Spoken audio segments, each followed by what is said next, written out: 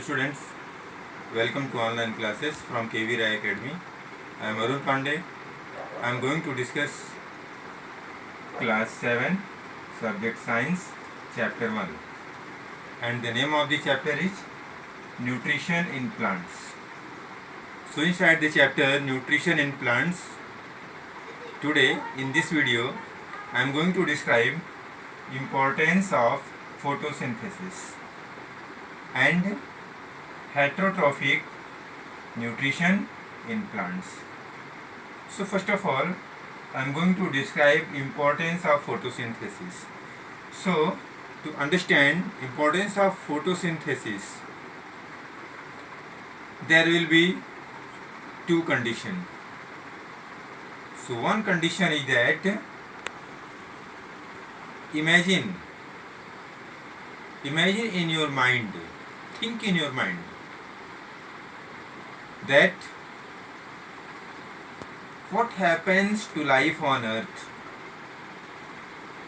Imagine in your mind and think in your mind, class 7 students, that what will happen to life if photosynthesis will not happen. If photosynthesis will not happen, what will happen? And what will happen to life if sun doesn't arise for 3 to 4 months? What will be condition? Let us consider on the above mentioned by me conditions. So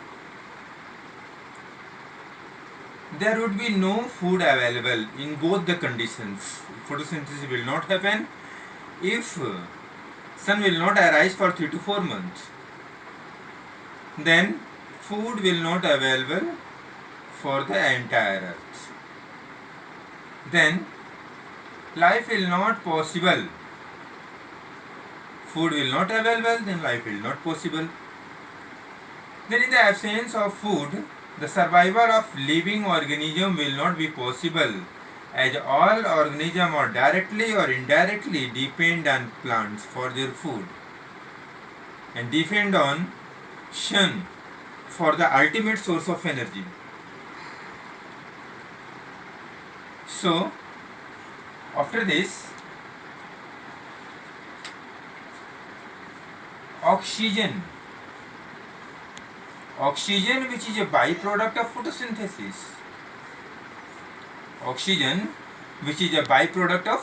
photosynthesis, will not be released. So living organism will not be able to perform an important activity of life. Oxygen is a byproduct of photosynthesis, will not release by the plants, as in the absence of photosynthesis, as in the absence of sunlight. So essential activity will not be done, as respiration. Without respiration, no living organism can survive. Photosynthesis maintains the balance between oxygen and carbon dioxide in the atmosphere. Photosynthesis make balance between the nature, inside the nature, as it maintains concentration of carbon dioxide and concentration of oxygen also. So it balances the nature. This balance will be disturbed in the absence of photosynthesis. So if the photosynthesis will not done, then there is imbalance in nature. So life thus would be impossible without photosynthesis.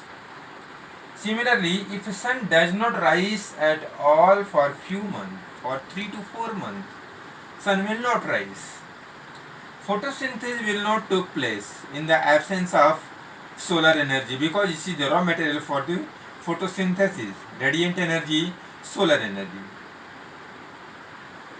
So carbon dioxide and oxygen will also be disturbed. Carbon dioxide will be in very large concentration and oxygen will be very low. So life will not possible in both the cases.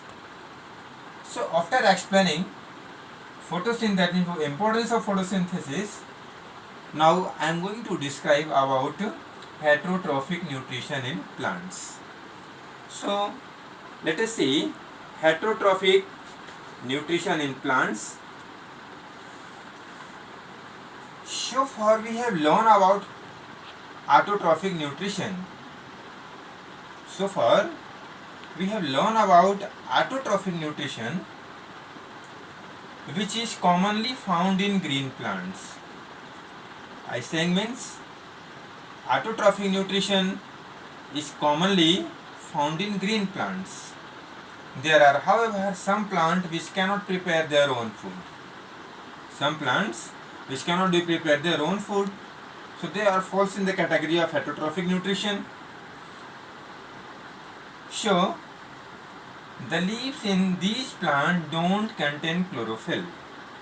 The leaves of heterotrophic plants don't contain chlorophyll. So once again I am going to describe the term chlorophyll. So chlorophyll is a green pigment present in the leaves of plants. Chlorophyll is a green pigment present in leaves of the plants. So how do these plants derive their nutrition? That means how do heterotrophic plants derive their nutrition, take their nutrition? So let us human and animal, such plant depend on food prepared by other or plants. Just animal and humans are depend on plants for their food. This is the heterotrophic mode of nutrition. So heterotrophic plants. Now heterotrophic plants are of 4 types. Heterotrophic plants, how many types? 4 types. What are they? Parasitic plants. One of them is parasitic plant. Second will be saprophytic plants. Third will be insectivorous plant or carnivorous plants. And the fourth will be symbiotic plants. So among 4 of them, now we are going to learn about parasitic plants. So what are parasitic plants?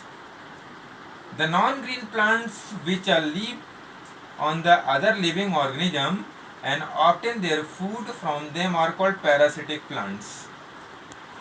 Parasitic plants are non-green plants. What are the parasitic plants?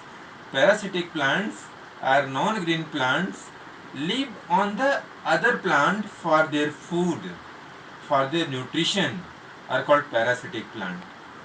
So now as I mentioned about heterotrophic plant, parasitic plants, saprophytic plants, insectivorous plants and symbiotic plants.